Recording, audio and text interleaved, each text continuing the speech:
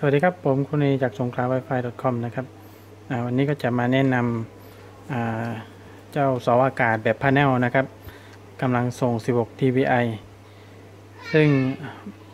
บอร์ดโทษนะครับเสาอากาศตัวนี้เนี่ยนะครับจะมีมาพร้อมกับขั้วต่อแบบ SMA นะครับตัวเมียนะครับ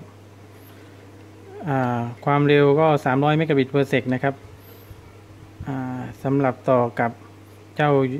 UBNT Ubiquiti จีนนะครับที่เป็นบอร์ด Nano Station นะครับหรือบอร์ดที่เป็น Rocket M2 นะครับนี่นะครับก็จะมีเสาอากาศ2 เส้นนะครับ2 เสาต่อเข้าไป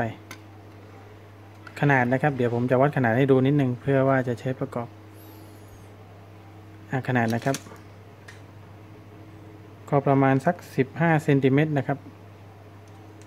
แล้วก็อีกด้านหนึ่งนะครับก็ประมาณสัก17นะครับ17 เซนติเมตรกับ15 เซนติเมตรนะครับนะครับนี่เมื่อเรานำมาประกอบกับเจ้า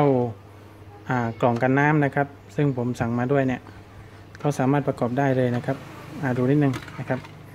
อันนี้คือภายในนะครับเราก็ประกอบเข้าไปนะครับซึ่งทั้ง4มุมเนี่ยนะครับจะพอดีเป๊ะนะครับ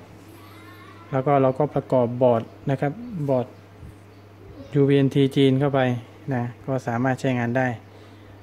เนี่ยผมก็ขอแนะนำนะครับเจ้าเสาอากาศแบบพาเนล16 dBi นะครับความเร็ว300 Mbps นะสำหรับอุปกรณ์ที่มี2 เสานะครับพร้อมข้อต่อแบบ SMA เป็นแค่นี้นะครับขอบคุณครับ